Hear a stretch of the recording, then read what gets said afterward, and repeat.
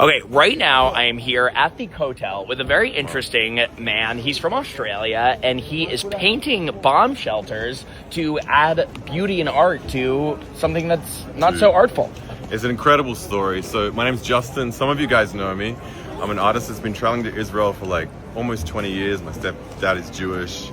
And this country is amazing. If you've never been here, you have to come here and experience the multiculturalism, diversity, inclusion, glory, God, all of the above. Yeah. But listen, I came here just for Sukkot. I came here for the Feast of Tabernacles. Yeah, what gave you this idea? Well, I was walking past a bomb shelter that had recently been installed. We have a whole bunch of bomb shelters that have been put in Israel, like on the side of the road, not the ones that are installed in the ground. Yeah. And I walked past one and I said, this mamad is new. It's a new bomb shelter. Obviously, it's been since the war. There's been a lot of rocket attacks in this country, like heaps, if you haven't been watching the news. I just thought to myself, this thing is all bland and white. And me as an artist, I felt like compelled to have to paint this thing. Wow. So I messaged a friend in Tiberias and I was like, who would I have to talk to like get the permission to do this? And it turns out my buddy knows the mayor.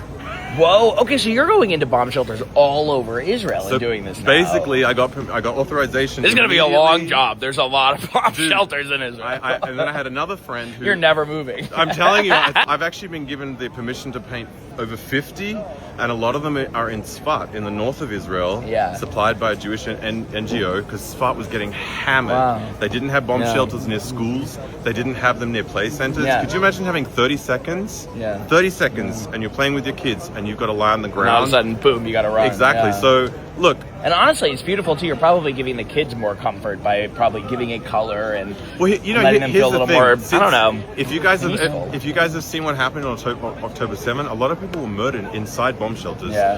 So, especially in the kibbutzes. Especially in the kibbutzes. So as much as like these things are set up to actually create an extra sense of hope and safety for the fact that we're getting hammered over here. In your mind, there's a little bit of a trigger of a trauma there. Yeah. Like you're running to this big cement ugly cave that's supposed to protect you, but the last guys who did that down south didn't go so well. So look, I would love to do so many amazing things to help this country because you guys are like, well, I'm one with you guys. With the bomb shelters, I was like, where can we go with this? Because what am I supposed to paint on them? And I'll show you some pictures, like you can send some links and stuff. But basically, I wanted to create something that was a much better vibe, something that was positive, something that was uplifting. This is the promised land. As an artist, there's so many things I want to do, but this is my contribution. I'm taking my gift, and I'm standing with this nation, I'm standing with the Jewish people, and with the Arabs that are here. Everyone that's got to hide from these ridiculous rockets. And I'm just letting you know that let's put a silver lining on this thing. I like that. Yeah, it's like, and honestly, it's a very Jewish ethos turning, darkness into light. So I just released a video that's going pretty viral where I met an IDF soldier, who's just an Israeli at this point, who was not allowed into the country. They're sending forms asking about genocide. Well, what's your take on that? What is the actual feeling about Jews and Israelis on the ground? Well, you know what's really, really crazy? What? I was here during October 7. I was here. Wow. I had to get airlifted out by the military to get home. And I was mortified, horrified when I switched on the news to see the narrative that was coming through the news media had nothing to do with what was actually happening on the ground here. Yeah, wow. It was completely, I don't even want to say biased, it was just so twisted. There was no truth. There was no grounds for truth. And of course, you guys, you've been amazing. Like you I appreciate and it. Other people have been absolutely outstanding in just being a voice and a trumpet of truth because the whole world is uneducated right now.